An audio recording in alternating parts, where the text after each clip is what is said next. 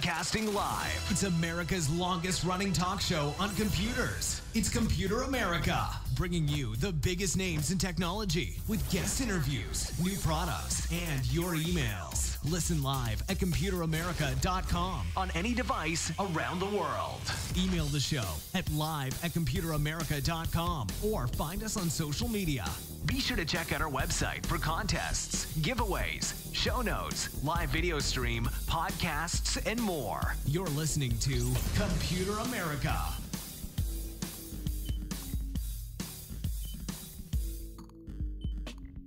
Hello and welcome into the Computer America Show. We are the nation's longest running, nationally syndicated radio talk show on computers and technology. Thank you for joining us, everyone. I hope you're having a great day as we get things kicked off here. Well, hey, our guest is running just a tad late, but that's okay because we should have him on in just a moment. Actually, there he goes. So, we're going to connect to him in just a moment. But before we do, we are going to talk about a couple things, then we'll bring on our guest. OWC, by the way, is our guest. So, but before we do that, a couple things, including ComputerAmerica.com. That's where you'll find everything and anything, Computer America related. So be that a link to our guest website, any articles, videos, or anything else that we show off here on the program. You can find that all in one place. Also, be sure to check out the social media contest, which is brought to you by Logitech. And last but not least, the live video streaming, where you can, of course, watch us as well as listen. So all that, same old, but we are going to go ahead and try to bring on our guest. And again, our guest is OWC, and let's see if we can get him on. And here we go. So giving him a ring right now. And so everyone out there, there he goes. Larry, can you hear me? I can hear you loud and clear. Perfect. So everyone out there, join me in welcoming him on the show is Mr. Larry O'Connor. He is the founder and CEO of Other World Computing.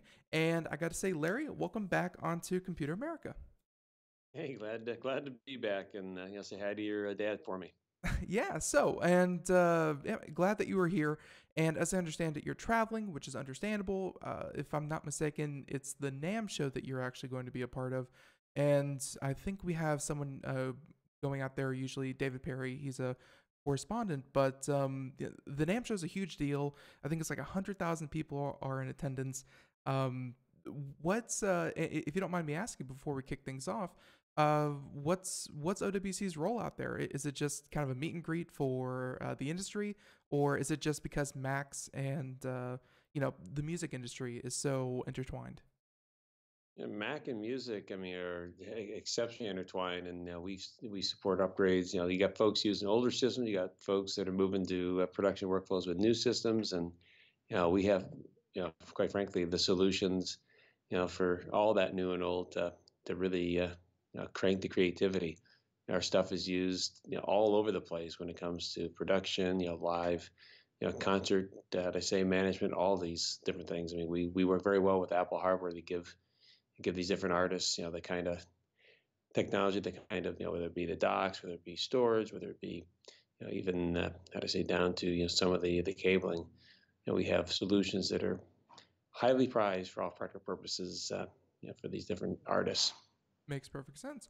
So, but with that, and we'll talk more about the NAMM show and things like this, but why don't we go ahead and start at the beginning and talk to us about OWC, Other World Computing, and your background, and then more specifically, Mr. Larry O'Connor's background. Where do you hail from, and what led you to found Other World Computing? Sure, can do. Other World Computing is now in its 30th year. From internal upgrades, flash solutions, memory, different drives, different accessories, different, kits and processor upgrades. We've been upgrading Macs in Apples and PCs as well now, pretty much since the very beginning. And on the external side, for storage, whether it be USB, it's still FireWire, Thunderbolt, USB Type-C, all the way up to a NAS and SAN and 10G enterprise type solutions. We have storage solutions, that just cover, everything from A to Z, and depending upon, what your personal need is, whether it's a business need, a home need, or a production workflow. So we're we'll say we're all over the place, but we have really good technology, and one of the things that we've been good at is bringing enterprise type solutions down to a consumer and prosumer level.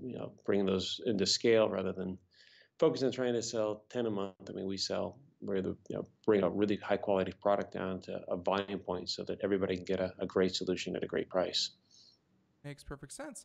So, and you've been at this for 30 years. Congratulations. That is quite the accomplishment, especially where we see, technology companies and computer companies, kind of reach the top of their game within a couple of years, and then a few years later, they're purchased by another company. So 30 years, that is pretty darn amazing. So let's talk about what's new with the company, because you can't be selling the same things you were 30 years ago.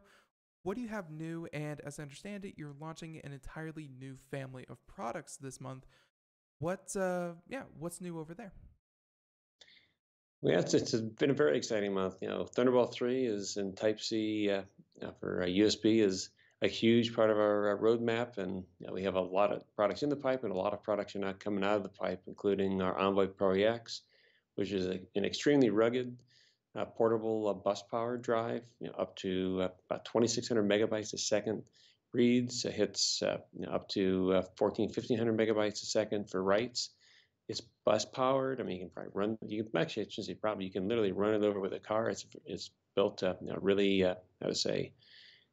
No, ideally you're not out there beating it up, but people take these things on the road, and things happen, and it's really designed to have that durability, that strength to how to say take the punches with you, so to speak, and keep your data safe. But super fast, 250 up to 2 terabytes. Starts at under $300, and whether you're into gaming, music, or using this for video production and even production file transport and even 4K editing, it's an extremely strong solution.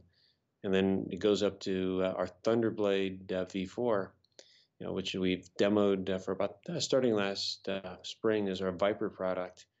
This is a solution that goes up to 8 terabytes, extremely stable NVMe flash array with over 2,400 megabytes a second of sustained read and write throughput, up to about 2,800 read actually, and 2,450 to 2,500 write. But when it's you got to get something done fast, when you really need editing requirements, or it's ingest. I mean, you got data that's got to be moved quickly, duplicated. How to say in a production set, there's nothing out there today that provides a greater level of performance and capacity. And again, another design that's absolutely rugged, really sleek. And these products are fanless, so there's number one, there's no noise. Number two, there's no fan to fail and lead to give you other issues with your blades. These systems, cool how to say by design, which is pretty slick. Yeah. And then our Thunder Bay I'd say 4 solution. We have a Thunderbolt 2 version that's been shipping since 2014. The Thunderbolt 3 version was released. We've got native Thunderbolt 3 on it. It goes up to 48 terabytes today. We're right around the corner from 56 and then 64 terabytes. And there's Thunder Bay 8 and Thunder Bay 6 models that are right around the corner. So it's tip of the iceberg. Dual video. You got all these PCs and Macs as well, where you're limited. You want to connect more than one display, or you don't have any display output built into the system. And we have both a HDMI 2.0 by 2 and a DisplayPort. How to say by 2 Thunderbolt 3 adapter, which lets you connect up to 2 4Ks or one 4K and one 2 4Ks or one 5K display to a Mac or a PC. So that's just the tip of the iceberg. But these are all products that have just begun shipping within the last few weeks. And one other thing I'll sneak in there, and then I'll stop talking, is our OWC travel dock. It's a USB. These other products I talked about were Thunderbolts. This product is a USB Type-C. I work on a Thunderbolt 3 or a USB Type-C equipped system. So it works on Chromebooks. It works on pretty much any PC with Type-C. It works on any Apple any Apple MacBook 12-inch. I'd say from 2015 and later with Type-C, any of the Thunderbolt 3 equipped iMacs or MacBook Pros. It's a $50 dock, and honestly, it should have been it's probably a $79 dock. Lots of products in this price range call themselves docks. This is an actual dock, and it has power delivery built into it, which means unlike the dumb hubs that are being paraded as docks, this has two USB 3.0 ports, which you can bus power, standard portable drives on. It has a UHS-2 reader, which will read your SD and SD HC cards at up to 280 megabytes a second, so really fast if you bring stuff in from digital cameras and other media sources. And in the HDMI, let's say 4K output. But the cool thing is, these systems, a lot of the systems, especially something like a Chromebook or a MacBook 12-inch, you've got one Type-C port, and some others you might have two Type-C ports on these ultra portables. And when you're out in the field, this is all. I mean, you're not really worried about it. You're plugged in. How'd I say, this particular device, and this is not quite the case with a lot of hubs because of its power management. It reliably bus powers. Get to do all the things you need to do. But when you go back to where you have power, the input on the other side. I mean, you plug in your Type-C power adapter right through the dock. You don't have to disconnect it to charge your laptop. Because it is power, delivery equipped. It will pass power into your laptop and allow you to charge your laptop while also continuing to benefit from its hub parts. And these other products out there, you can plug it in, you can connect things to it, and hopefully they work. But when it comes to charging, you're left with a choice of I either get to keep all my devices plugged in that I need to work with, or I got to unplug everything and wait for my laptop to charge back up because they don't do power delivery. So all these things, I mean, everything we build, I mean, we look at the solution and the need, and it's really about having the right solution, not something that just has a few ports on it, but actually things that provide the function that we really believe our customers need, and quite frankly, our customers tell us that they need, and that's what inspires and drives all of our products. Yeah, no.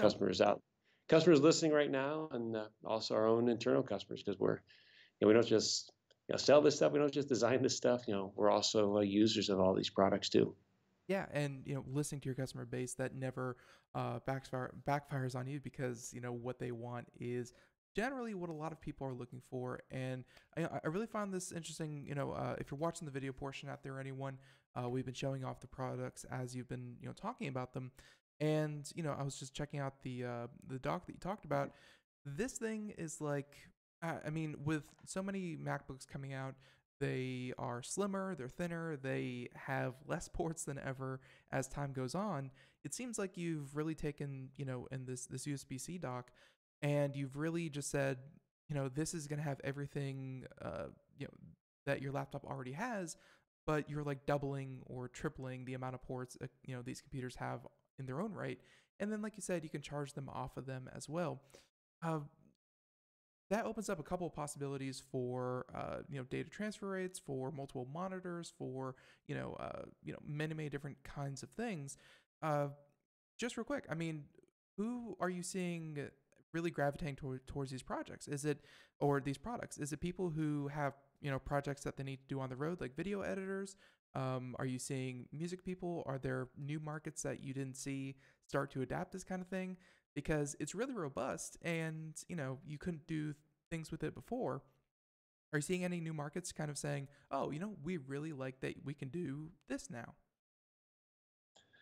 Well, I'll tell you the new market for us, honestly, I mean, the video guys, the music side for video production. I mean, we're at CES and Sundance, where we had just incredible receptions to these different solutions, because again, they fill real needs, and they're incredible workflow enhancements. NAMM, and we did a pre-show yesterday. Again, the artists, again, they love this stuff. I mean, producer, I mean, at the end of the day, you want things that you plug in and they work. I mean, they're there to create. They're not there to sit there and mess around with technology. We're here to provide technology that plugs in and lets you go. And it needs to work. It works, and you're not worrying about your technology. You're focused on the creative.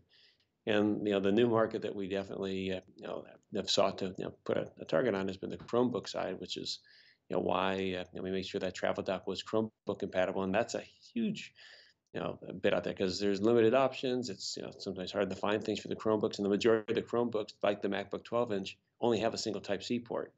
So it's that when you go all the way down to that travel dock, that's a biggie. And then we have the full-size USB-C dock. Yeah, that adds you might only have one or two Type-C ports, but the home dock, the dock that that plugs in, it will charge your laptop all through the same cable that also connects you to Ethernet, to audio in, audio out, and SD reader, that I say, a multiple. I think it's five USB ports.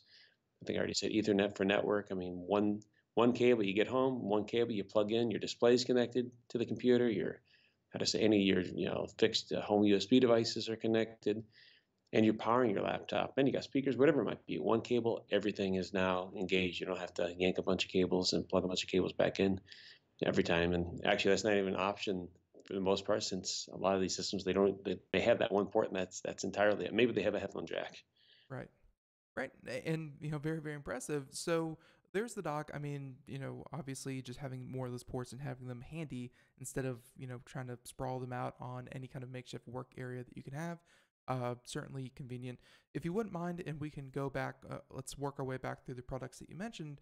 And if we could go back to the Thunderblade V4, because that one was super different for us here because, you know, we have traveled from office to office, and when we set up everything here for the show, uh, I can't tell you how many hard drives we have piled up, and having large capacity certainly important and certainly needed, but they get bulky, and because we're using just general external hard drives, which works great when you're at a home office, but when you're traveling, not so much. Talk about again the design, because if you look at this thing, you said you could have run over with a car. Again, probably not recommended, but uh, talk about the design for anyone out there who's simply listening, because it looks like it has its own kind of heat radiation metal prongs sticking out from it. And talk about the need for, well, I hate to say it, the need for speed. Why was speed so important for a portable drive? Sure. Well, in this particular case, going into the field, and this is the NVMe array, there's easy way. I mean, quite frankly, there's some stuff out there where it's just kind of a retrofitted hard drive case that has blades instead of drives. But for the field, I mean, they need something compact. That needs to be rugged. And as far as that whole design, I mean, that is a super fast array. It definitely, those blades, can get warm, and that design is, very effective at making sure that they only get warm, they don't get hot. Mm-hmm. And in terms of the need for speed in the field, when you're doing production, they can be shooting, literally today, depending on the camera. I mean, and this can be per camera, a terabyte an hour, and need to be able to get that data, downloaded from the cartridges, whether it be CFAS or SSDs or whatever it may be that they're doing the storage on. And on top of just getting it off the original media that it was shot on, they need to duplicate. And if you can't do that fast enough, you end up having a greater expense in the actual media, because you're not able to swap out. What they really want to do is be able to continue to swap out, get it duped, get it backed up, and then they got it. And then at the end of the day, they're keeping one, and then the other one, this is a video production kind of set. The other one is being shipped in to be used for the actual editing, for the download into the editing stations. But time is, I mean, you got a whole crew that's working. If it takes longer, you're paying people for more time just to wait for stuff to copy. You're also investing in more media. You have to have more cartridges, more of the, how to say, the different media models, again, whether it be SSDs or CFast2 or whatnot. And that reduces the efficiency and unnecessarily increases costs, whereas this kind of solves a lot of things at once. At the end of the day, I mean, you're downloading. I mean, you're always catching up on a duplication. You can't send that new capture, that new day of work off until you've got that duplication. You can't risk having just one copy that could get lost, stolen. Something happens on the way. Right. So speed is this kind of thing. Even the Viper is Thunderblade, I should say, is by no means an inexpensive product, but most folks we've talked to have said that's something that pays for itself, and typically 3 to 5 days of actual production just for what it lets them get done and how much time and that I say how far it allows them to push things up as opposed to sitting back and waiting. Speed is always important, and now we're doing never mind 4K editing, but 6K, 8K, and now this 12K HDR, which looks like it's going to be the top of the be the peak for a while, be stable there. But it's the better the source material, nobody's looking at 12K media. There's no 12K TVs out there, and there's really not 8K TVs out there. But Right. it is really cool how the higher the initial source resolution, the better even HD and 4K look. When the source material is at that better resolution. Yeah, that's something that really hit the market extremely fast, and I think a lot of us didn't see it coming. Was the jump from HD to 4K happened seemingly over the course of about a year, where everything was always 1080p, and then they're like, oh, by the way, 4K's out, and it's already in people's homes. So that was super important. But I'm sure as you talk to a lot of people in the industry, even though it's 4K, you don't necessarily a lot of times record it in 4K, just like movies or things. You also record it in 8K and then scale it down or compress it, just because it looks better than just trying to get a one for one match. So having that speed, very very important. And you've hinted at this a couple times by talking about your hardware, and you said the better your source material, the better the end product is going to be.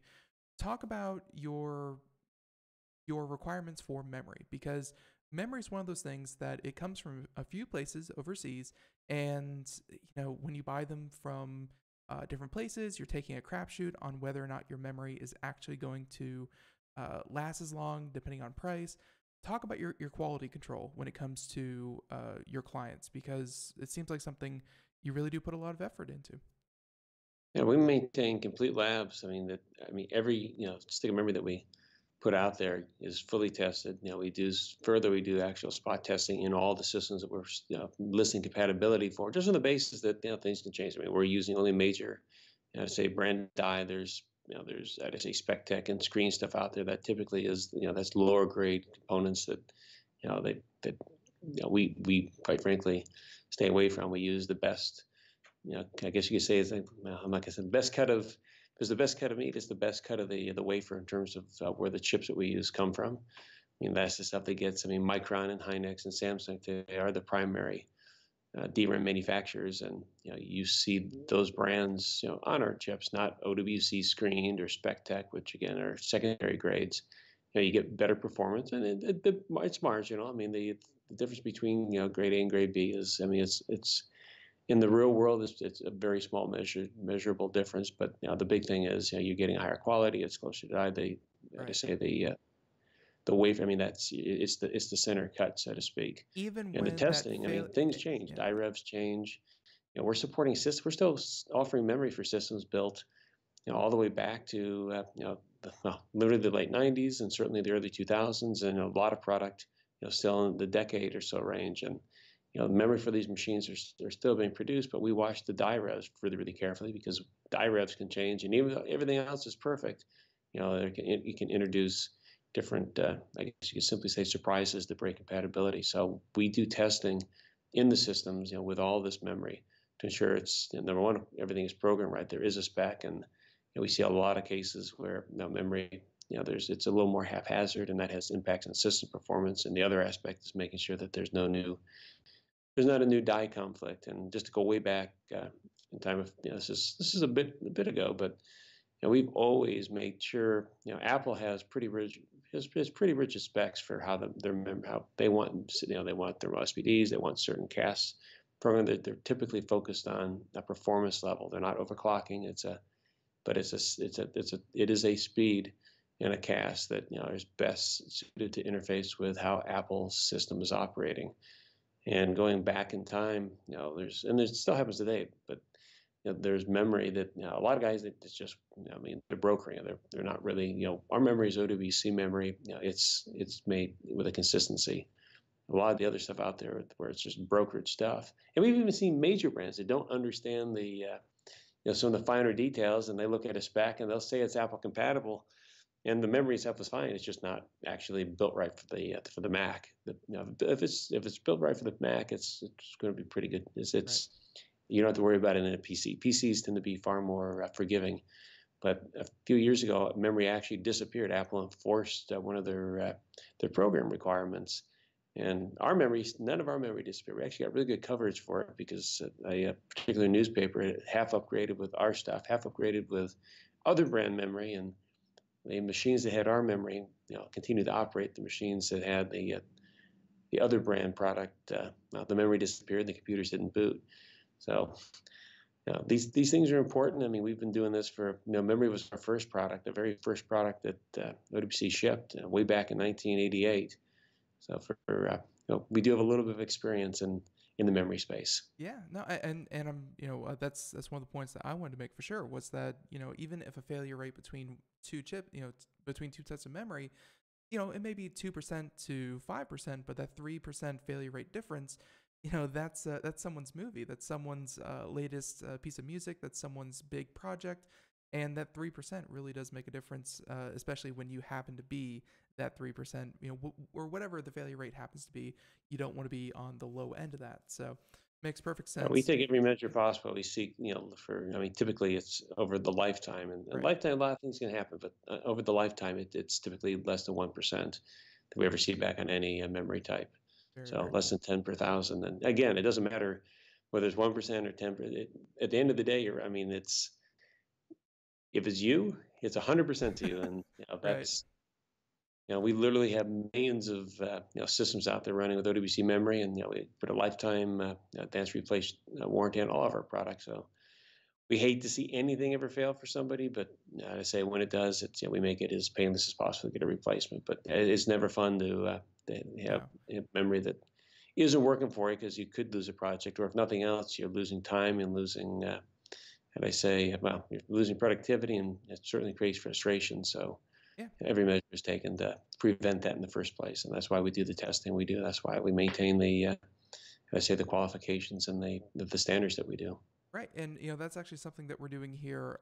Just to give everyone a heads up that in the next couple of weeks we should be coming out with our review. We're testing actually, if I'm not mistaken, it was the Mercury Elite Pro hard drive, 3 terabyte. We're actually using that in our system to back up everything that we do here on the show and things like that. So we're testing it. We should have an article about it, and we're definitely enjoying reviewing that. But yeah, we're gonna write about that.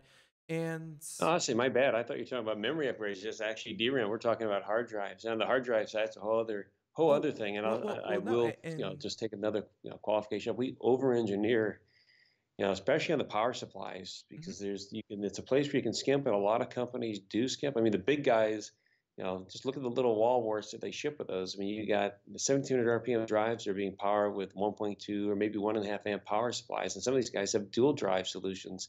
I mean, the big guys, so to speak. I mean, the guys you walk in and see in the big box stores, dual yeah, drive solutions with a little 1.8 amp power supply. And what they're doing, it takes more than 1.8 amps to spin those drives up. And even under some load circumstances, they'll draw more than that. But those power supplies they can peak beyond that, but they run warm or even hot, depending upon what the load is.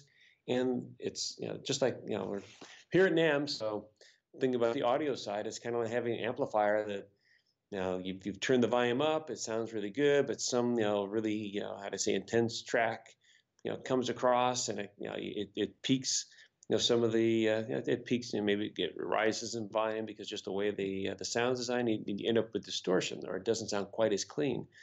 And the same is with a power supply. I mean, when you're running peak, when it's pushing beyond its rated spec, I mean, it can do it, but it's more stress on the power supply. It's not as clean. And it ultimately, in our experience and opinion, it reduces the lifespan of both the bridge and the hard drive inside. We ship 3 amp power supplies, with our single bay drives, which is, typically it can be more than double what a lot of our competition does. We're 4 to 5 amp, depending upon the solution, with our dual.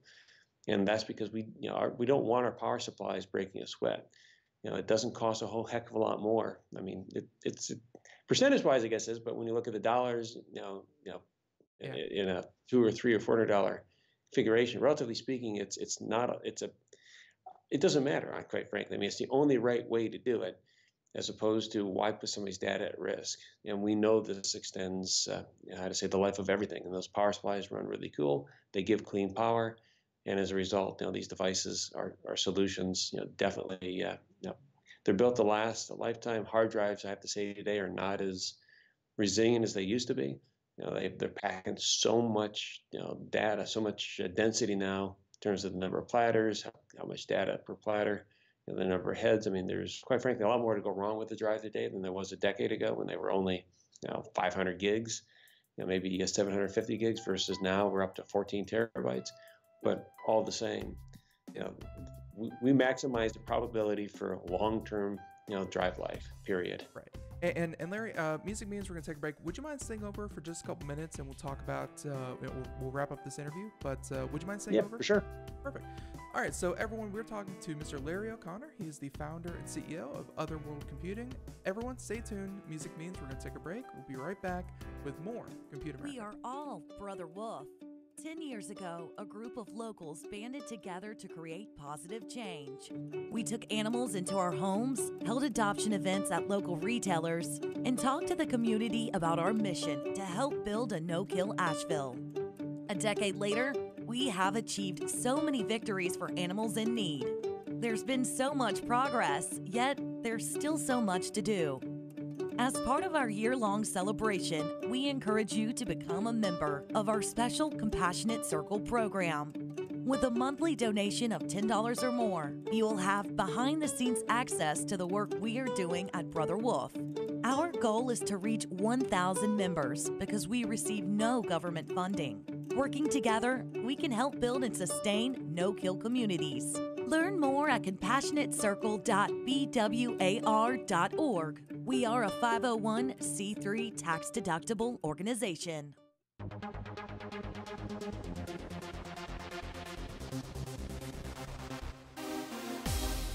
And everyone, welcome back to the Computer America Show, 31 minutes past the hour as we continue on here with our guest, OWC. And if you want to check them out, we have a link to their website directly from Computer America right there on the homepage, in the show notes, or, of course, owcdigital.com. You can check that out.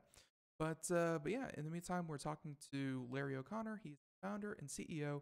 And Larry, again, we had to go to break, but now that we're back, yes, I know I did make the jump from RAM to just different kinds of storage, and yeah, it just really showed that there's a lot of parts of your business that I know that you're angling more towards the prosumer, and I'm sure eventually higher end consumers are definitely looking into your products, but it does show that even though you may be competing against these companies that you may not have heard about, but at the end of the day, they are seeing your products lined up side by side next to you.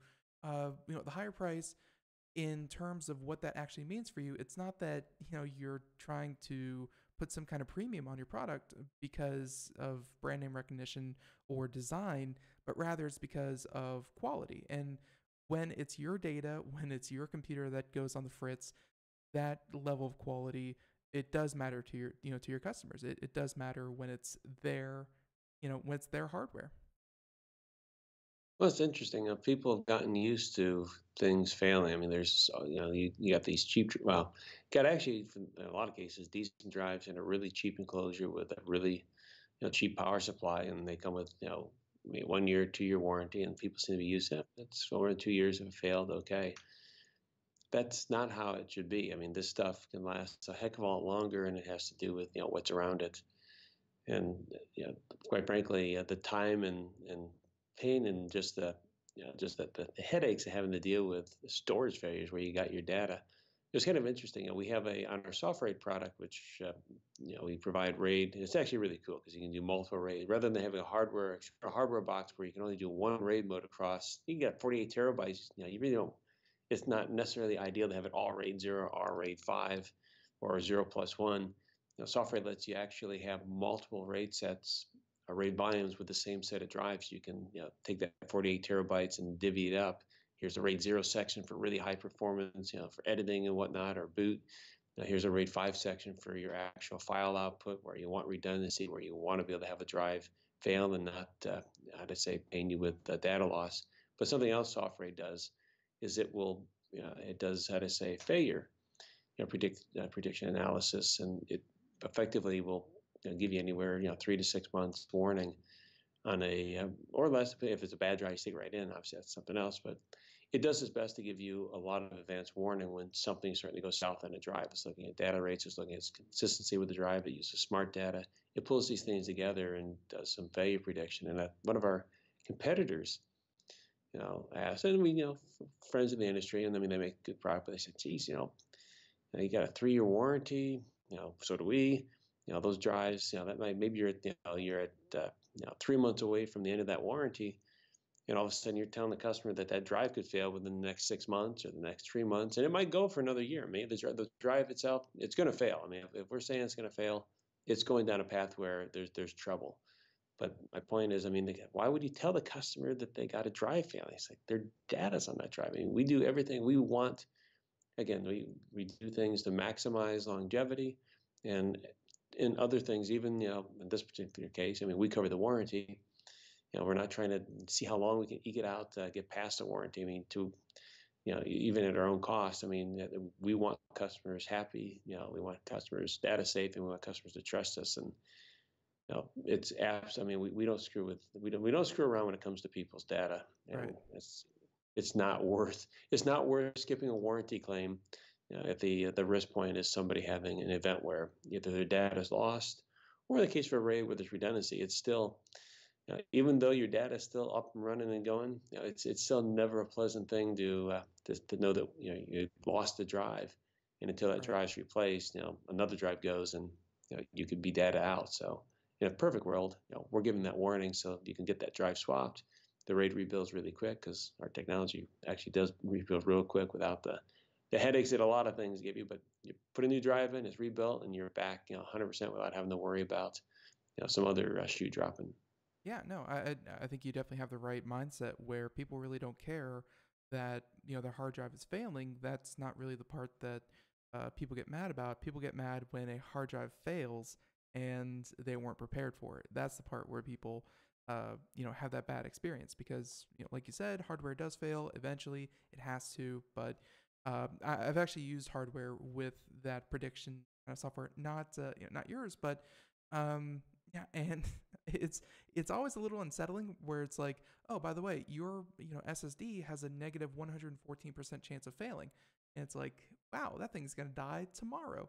But it's still good to know. It's still good to know that I have an active backup, and even if when it does fail, I'm gonna be okay. And that prediction software that you're talking about, it does help with peace of mind. And I'm sure when you're talking to people who really depend on that data, that's way, way, way, way more important than actually the cost of replacing the hardware. So, but with that being said, yeah, and again, I'm sure that you're looking to expand, like we said, more into the consumer market.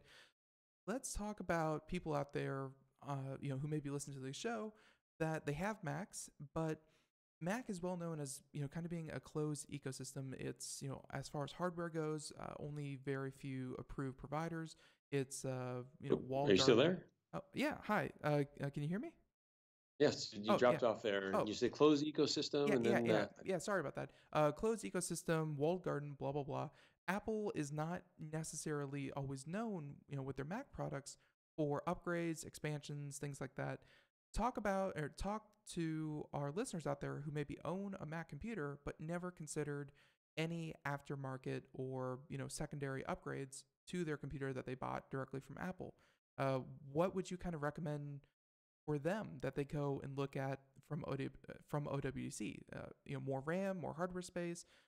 Just what products would you kind of introduce people to upgrading Macs? sure. I mean, it depends upon which Mac you have, but any machine that came with a hard drive and doesn't have an SSD, we've got kits for all those systems to replace the hard drive with an SSD, and that's a night and day change. And the one thing I will say, over and over about Macs, they're built really well. They last forever.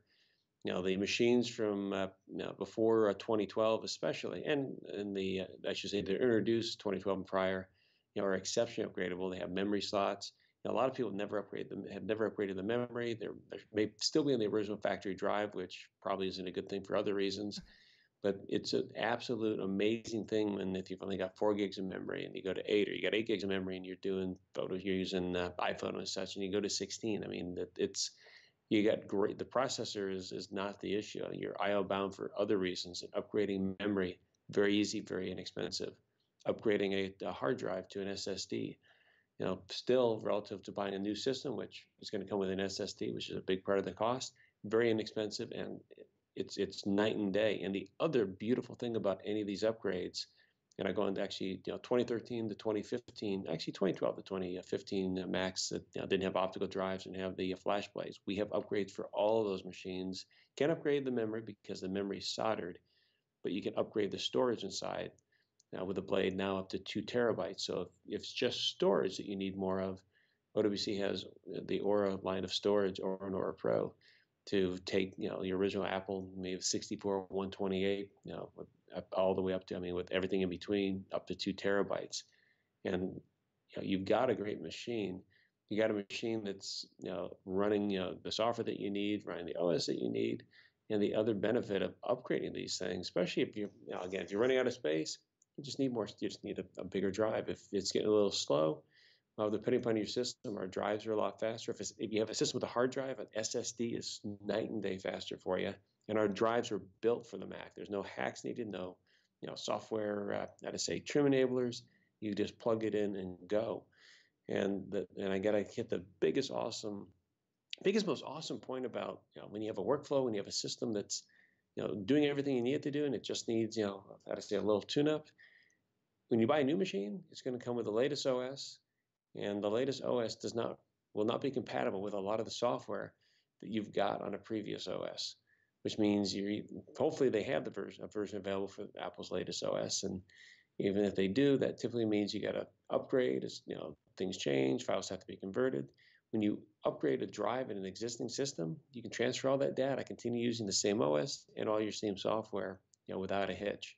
There's no hidden cost of a whole round of software upgrades. After you, when you just do a simple hardware upgrade as opposed to something new. But again, those machines, we're in the used, space now. MacSales.com, we do a lot of system refurbishment now.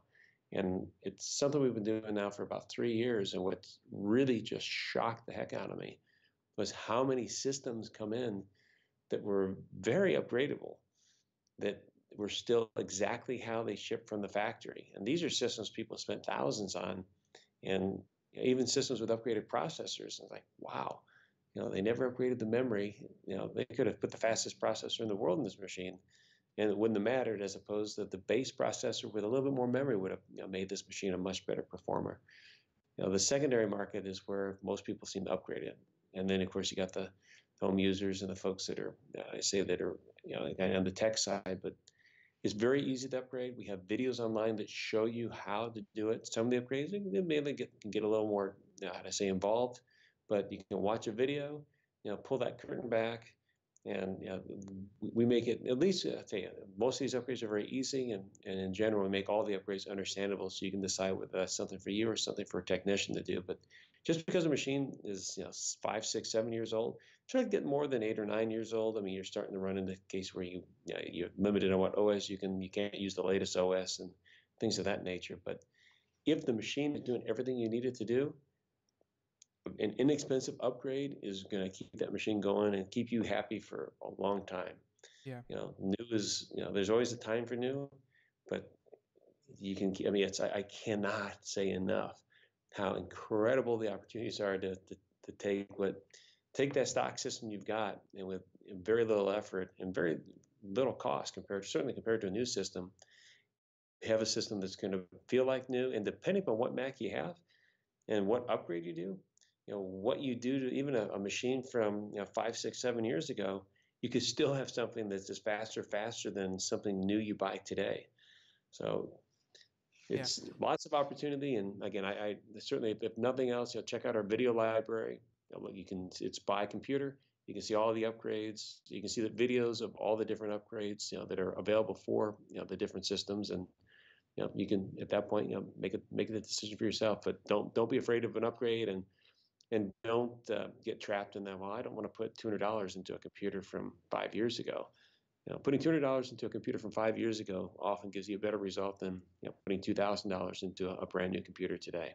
Yeah, I have definitely felt that feeling when I was working with actually my iPhone, and I know somewhere dipped in gold by penalty of death, if you open up an iPhone and you don't have Apple certification, you will be jailed or something like that. But the first time I did it, I was scared, admittedly, but after the second or third time, I had to replace a battery, replace a screen. Upgrading Apple products, it's daunting at first, but with video help and with a little bit of bravery, it's just like upgrading any other computer. And you're right, you do get a lot more lifespan out of these products that let's face it, if you're buying into Apple and you buy into Macs, you are paying for, higher end equipment to begin with. So extending that longevity definitely going to pay off in the immediate sense. So I really do like that you make your own videos. That's super important because that step-by-step instruction, definitely important. So with all that being said, and all right, so we'll add Mac sales to the website as well. Let's talk about, again, you just hit, or you're about to hit your 30th anniversary of the company. Looking back 30 years ago, 1988, completely different world. I'm sure back then you were selling to either early adopters or to advanced users. Nowadays, Apple is, just as much for the creator space as it is the consumer space. And, computers and technology compared to 30 years ago, everyone uses it. It's not a niche thing. It's not a nerd thing. It's just if you want to be compatible with today's world, you use technology. So talk about your thoughts about, how you transition from, either pro users or techies into everyday users, and how you see 30 years, and then maybe looking, towards the future when, it's only going to get better. I was supposed to say it's only going to get worse. It's only going to get better, where people are more in tune with their technology. Well, from day one, I've been a company that's has sought to bring, pro level gear to everybody. So, consumers actually make up a large percentage of our business, and most of our direct business is consumer. And then we have the B2B and certainly in the media and entertainment spaces and such. That's a whole different need and a whole different ecosystem. But people buy, like our Thunderbird 4s. Those, people take those home for backup or for doing personal editing because they got photos or they do video with drones and whatnot. And it's hobbyist type stuff, but it's not a huge. We've really brought. We had the first RAID 5 solution, plug and play. I'd say for under $1,000. It's been about a decade. And every 2,500 or $3,500 to get into a RAID 5, we brought out a solution, and we didn't. Yeah, we didn't do it by, making it cheaper. We did it by saying, this is the scale we have to bring it up to.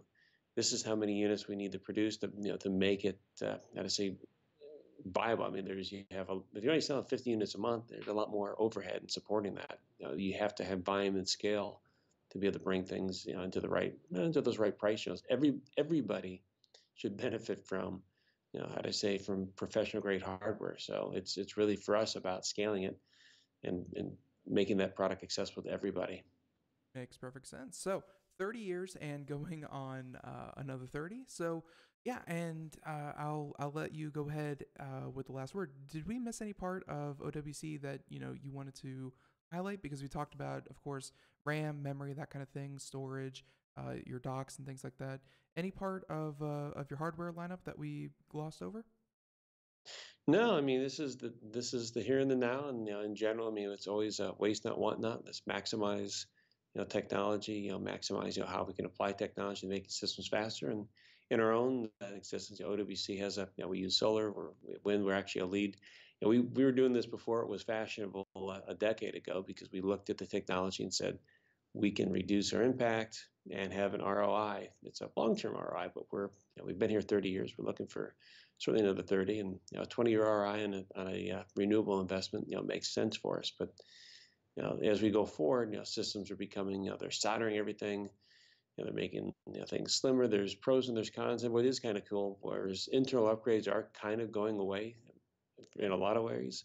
We are working to make sure, number one, if something fails internally, we have, if nothing else, an external solution to keep that system going.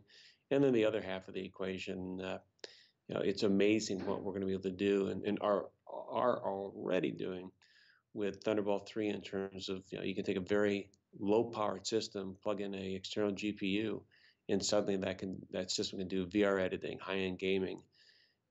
That is things that it's internal can't do, but you can upgrade via these external connected, peripherals to add the horsepower that you don't need. You don't necessarily need it when you're web browsing or emailing or you're on a train, you're going to work, but when you need the horsepower and you want to be able to upgrade, what you're going to be able to do externally as we move forward is going to be pretty exciting. You'll be able to spend a lot less on a base system and then plug in the power that you need. So, the future is always interesting. It's ever changing, and that's what it keeps us going. I mean, technology is fun, keeps us young because it's always, we're always engaged and Oh no, how to say always, working to protect that future. absolutely, and definitely enjoy the fact that you guys are green, green energy conscious. But hey, at this point, I know you've been doing it for a while, but I'm glad to see the scales also shifting, where solar, wind, green, renewable energy is becoming cheaper than the alternative. So you've been doing it for years, and you are going to be one of the first to take advantage of the fact that hey, it's just going to make good business sense here in a couple of years. So that's certainly something to applaud as well. And also, I want to say before we let you go, I know you're busy out there with the NAM show, and I'm sorry for keeping you over for 20 minutes. But I just wanted to say that I'm not sure if you want to announce it now or later, but OWC, as far as I've been told, you will be a sponsor of the Computer America show. Once again, it used to be the video sponsor when we first had it up and running. Still a great feature. But looking forward, OWC will be a proud sponsor of Computer America. So I just want to be say that on the air, and we'll have our listeners will learn more of this. But Larry, I just want to say welcome back into the fold, and yeah, glad that you could join us here on Computer America. Hey, it's always a pleasure, and yeah, look forward to sharing more. And hey, that's you guys got a good show. I didn't. That's all marketing that said, hey, let's get on board. So good to know. I am glad we're a sponsor again as well. So Yeah, fantastic. and again, I wanted to kind of say that towards the end because the interview is it's not a paid promotion. We really do enjoy the fact that it's not just about Macs and the higher quality kind of stuff, but you hit the nail on the head a couple of minutes ago when you said technology in today's day and age by a lot of companies is seen as throwaway. It's seen as 1-2 years lifespan, and you take it in and they say, oh, this computer is 2.5 years old. It's almost near the end of its life. That's not how I between friends, family, listeners of the show that call in. That's not how people use their computers. They use it for 5, 6, 10 years, and upgrading is slow and something that's a big leap for them. But the marketing side is always 2 years. That's old technology. Why bother? So we really did enjoy the fact that OWC, you guys really do work with quality assurance, product control, things like that. So yeah, again, happy to have you on the show. And again, listeners, you'll be hearing more of OWC here in the near future. So Larry, I will let you go. As I understand it, good luck with traveling. Never easy, and have fun out there at the NAM show. Thank you very much, man. Appreciate it. And I hope you guys stop by booth 11802 and check out all our gear in person. There you go. So until next time, and once again, this is Mr. Larry O'Connor. He is the founder and CEO of OWC, OWCdigital.com. Links in the show notes. Larry, until next time, have a great one. Have fun. Later. Always. Thanks, Ben. Bye now. Bye. All right, everyone. So there they go. Otherworld Computing. And again, just to make that super crystal clear, the interview was the interview. That wouldn't have changed either way. But going forward, I did want to say OWC is, in fact, an official sponsor of the Computer America show. So, hey, we have a couple things in store lined up with them, and keeping an eye out for that. But yeah, happy to have them on, and happy that we could talk with them. So, with that being said, we only have a couple more minutes here for computer and technology news. And yeah, I think we're going to go ahead and squeeze 1, maybe 2 stories, because there are some important happenings going on in the world. So here we go, computer and technology news, brought to you by Fire Dragon Security. So here we go.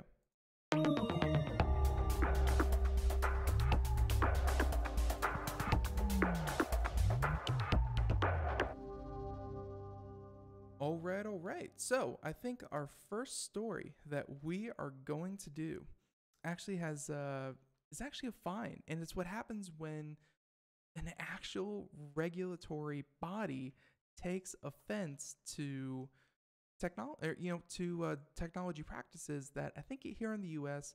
are seen as just kind of the way business is done. And this is very interesting.